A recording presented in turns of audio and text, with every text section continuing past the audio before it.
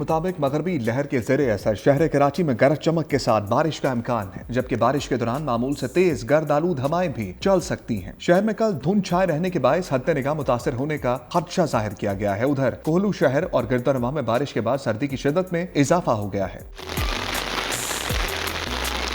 بولان کے علاقوں بھاگ اور گردنواں میں گزشتہ رات سے بارش کا سلسلہ جاری ہے۔ بارش کے باعث ندی نالوں میں طغیانی کا خدشہ ہے، جبکہ نشیبی علاقوں کے زیر آب آنے کا بھی امکان ظاہر کیا جا رہا ہے۔ مسلسل بارش سے جہاں سردی کی شدت میں اضافہ ہوا ہے، وہیں موسم خوشگوار بھی ہو گیا ہے۔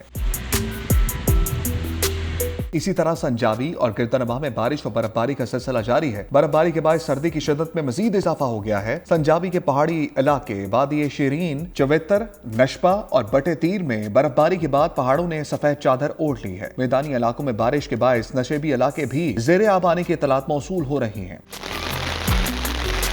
دوسری جانب قلات شہر اور گردنواں میں گرج چمک کے ساتھ تیز بارش اور یالہ باری ہوئی۔ یالہ باری کے بعد زمین نے سفید چادر اوڑھ لی، جبکہ تیز بارش کے باعث کئی نشیبی علاقے زیر آب آ گئے۔